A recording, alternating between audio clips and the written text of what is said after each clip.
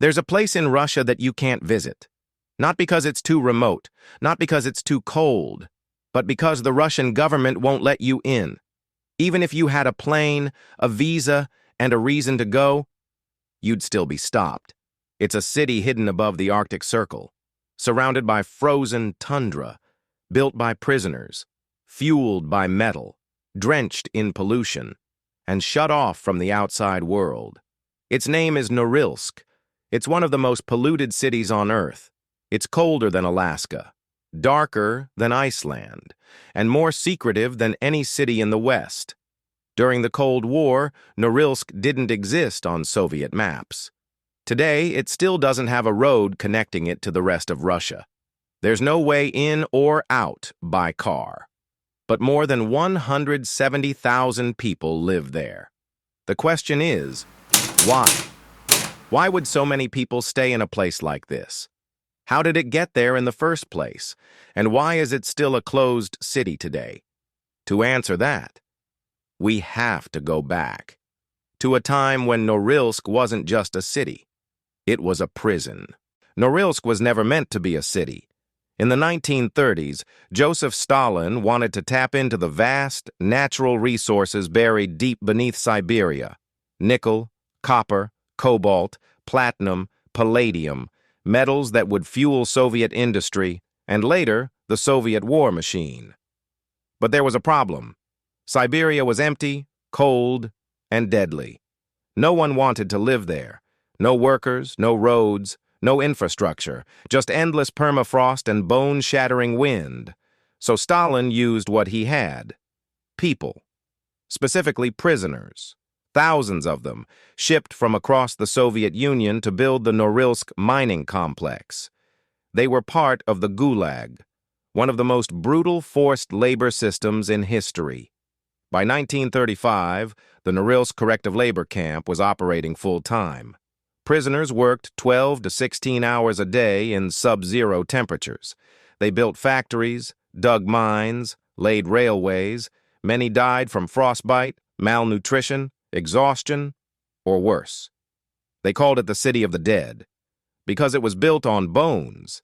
At its peak, more than 70% of Norilsk's population were Gulag inmates. They weren't just building for survival. They were building for a regime that didn't expect them to live. Despite the horrific conditions, Norilsk grew, not because of comfort, but because of necessity. The nickel and palladium found in the ground were too valuable to ignore. So even after Stalin's death and the collapse of the Gulag system, Norilsk remained. The Soviet government transitioned it into a permanent industrial city. Workers were brought in with promises of high wages, special privileges, and early retirement. The reality? Extreme cold, pollution, and isolation. But the metals kept coming. Norilsk Nickel became one of the largest mining companies in the world. To this day, it still produces over 20% of the global supply of nickel and nearly 40% of palladium. Norilsk's metals power everything from smartphones to military hardware. The Kremlin needs it, so it stays open, no matter the cost, and the cost is enormous. The air is filled with sulfur dioxide. The snow turns black in winter.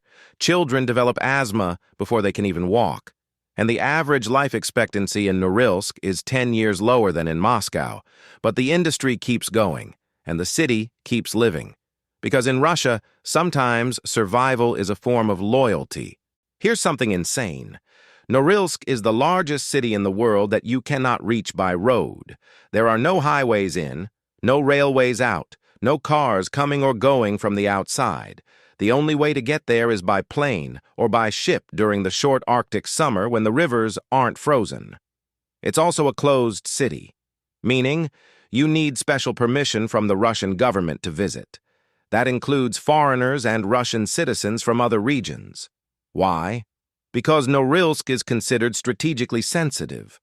It's near vast reserves of rare minerals. It plays a key role in Russia's Arctic ambitions. And it's still home to military-grade industries. The city has its own airport, its own customs officers, its own internal surveillance systems. Once you're in, you're in. And most people never leave.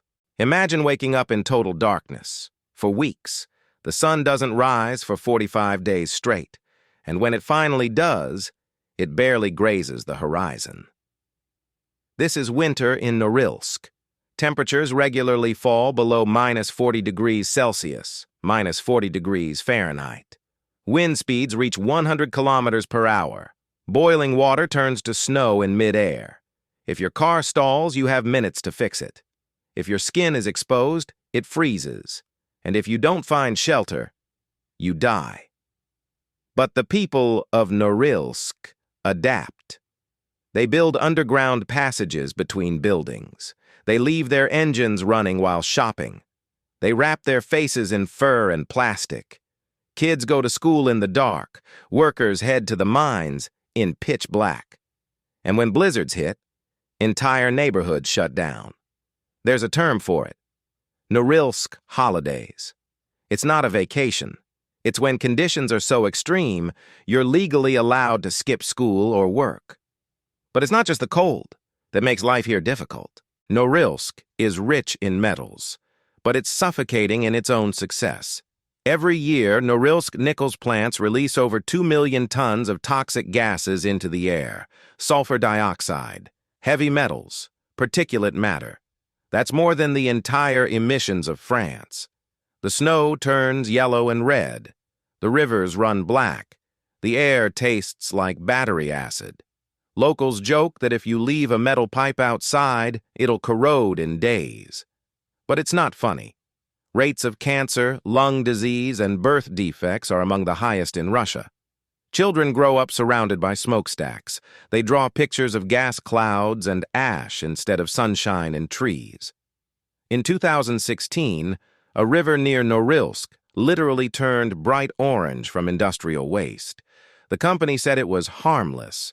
The government agreed. In Norilsk, pollution isn't a bug. It's the system working as intended. In May 2020, disaster struck. A fuel tank owned by Norilsk Nickel collapsed, releasing over 21,000 tons of diesel into nearby rivers. It was one of the worst oil spills in Arctic history. The images were shocking. Crimson water flowing through white tundra. Dead fish floating near pipelines. Miles of ecosystem destroyed. And yet, the Russian government was slow to act. It took 2 days for emergency crews to respond. Putin had to personally intervene on live television to order a proper cleanup. Why the delay? Because Norilsk is run like a company town. Norilsk Nickel is the largest employer, the largest polluter, and the largest political player. The city doesn't move without its approval. And neither, it seems, does the Kremlin. Eventually, the company was fined, roughly $2 billion, but little changed. Today, the scars of the spill are still visible, and the factories still run 24/7. Norilsk may look modern from above, apartment blocks, neon signs, shopping malls, but underneath it's a time capsule. The Soviet layout remains: wide avenues, concrete housing, monuments to Lenin. Cameras monitor the streets. Authorities discourage dissent. And leaving the city is hard, especially if you work for Norilsk Nickel. Most residents are flown in from other parts of Russia. They live in cycles, 6 months in Norilsk, then 1 month out, or longer. The pay is better than average, but the cost is high. Alcoholism is rampant. Mental health problems are rising. Suicide rates are above the national average, and still, people come. Why? Because in many parts of Russia, this is still one of the few places you can make a living wage. Norilsk is a city that promises everything except escape. Norilsk isn't just a city. It's a global power source, hidden in plain sight. The metals mined here aren't for decoration. They're critical. Nickel is essential for stainless steel, electric car batteries, and aerospace alloys. Palladium is even more valuable, used in catalytic converters, electronics, and military tech. Cobalt, copper, platinum all flow out of Norilsk. It's why companies from China to the US quietly monitor the output here. Because a disruption in Norilsk means a disruption in the global supply chain. In fact, during the 2022 war in Ukraine, the price of palladium spiked dramatically, not because of combat, but because investors feared sanctions on Norilsk nickel. That's how central this frozen city is. The irony? Many of the metals used in Western green technology, solar panels, EVs, wind turbines, come from one of the most polluted places on Earth. Norilsk is proof that modern progress often depends on hidden suffering. Russia isn't just tolerating Norilsk, it's doubling down on it. Because Norilsk isn't just a mining hub, it's a launch pad for Arctic power. The Arctic holds massive untapped reserves of oil, gas, and rare earths. As the ice melts, new sea routes open, cutting shipping times from Asia to Europe by weeks. And Norilsk? It sits right in the middle of it all. That's why Russia has built new bases across the Arctic, reopened Cold War-era airfields, deployed radar systems, submarines, and long-range bombers. It's also why the Northern Sea Route, once impassable, is now being promoted by Moscow as a new global trade lane. In this strategy, Norilsk becomes a key Arctic node, a base of logistics, industry, and surveillance. And with Western companies pulling back from Russian energy markets, the Kremlin sees the Arctic as its next geopolitical frontier. Norilsk isn't just surviving, it's becoming strategic. In an era of globalization, Norilsk is a relic, a city locked in the past, shielded from the present. It's one of the few major cities in the world where you can't just show up. Tourists, not allowed, journalists, restricted, foreign researchers, only with special clearance. Even Russians from other regions need written permission to enter. The official reason? Security. The real reason? Control. Keeping Norilsk closed means keeping its secrets buried. Its pollution, its protests, its poverty, it all stays local. And yet, cracks are forming. Social media videos leak out of industrial accidents, of angry workers, of eerie red skies. In 2021, workers protested unpaid wages, others complained of toxic leaks and collapsing infrastructure. But the state censors and corporations respond the same way. Silence. In Norilsk, silence isn't just survival, it's policy.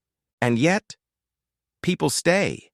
Not because they love the cold, not because they love the smoke, but because Norilsk, for all its flaws, is home. Generations have grown up here. They've fallen in love, raised children, buried their dead. They celebrate holidays with fireworks in -30 degrees Celsius. They plant trees that rarely survive. They watch polar nights turn into endless sun. And they endure. Because Norilsk is more than a place. It's a test of endurance, of what humans can tolerate, of how far a government will go to extract value from its land and its people. Some dream of leaving, others dream of change, but most simply live. Because sometimes in Russia, living is the loudest rebellion. There's a new threat looming over Norilsk, one it can't mine, arrest, or ignore. The ground is melting.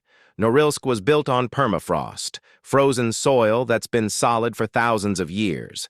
But as temperatures rise, the permafrost is thawing, and the city is sinking. Foundations crack, pipes burst, buildings tilt. In 2020, scientists reported that more than 60% of Norilsk's infrastructure was already damaged by permafrost melt. One apartment block literally collapsed. Residents barely escaped. Oil pipelines warp and buckle, increasing the risk of more spills. And unlike other cities, there's no easy way to rebuild. You can't just pour concrete on melting ice. This is climate change in real time. And in Norilsk, it's not an abstract idea. It's a daily, visible threat. The irony is bitter. A city that helped warm the planet is now being destroyed by that very warmth. From above, Norilsk is breathtaking. A lonely outpost in an endless white desert. Smokestacks piercing clouds. snow swirling like ash. But the beauty hides the scars. This is a place where prisoners built factories with bare hands, where toxic air chokes newborn lungs, where modern metals feed global markets, but the streets look like the 1970s. It's a contradiction. A city powered by progress, built on repression, flooded with wealth, drenched in poison, and yet it endures. Because Norilsk isn't just a place, it's a system. A microcosm of post-Soviet Russia, authoritarian, industrial, strategic, and cold. Cold in its climate, cold in its policies, cold in its soul, but burning underneath. You will probably never go to Norilsk. You're not allowed. And even if you were, you probably wouldn't want to. But what happens in Norilsk affects you. It affects the metals in your phone, the sensors in your car, the policies in your government, the planet beneath your feet. It's a city that produces the future while living in the past. And maybe that's why it matters. Because Norilsk is the kind of place we like to pretend doesn't exist. Too remote to visit. Too ugly to admire. Too inconvenient to confront. But Norilsk isn't going anywhere. And the more we ignore it, the more it reflects who we really are. If you found this story haunting, if it made you pause, if it showed you a world you didn't know existed, then subscribe, because this is what we do. We uncover the invisible, the forgotten, the forbidden, the cities you can't visit, the stories they don't want told. This was Norilsk, and the next story might be hidden just beneath your feet.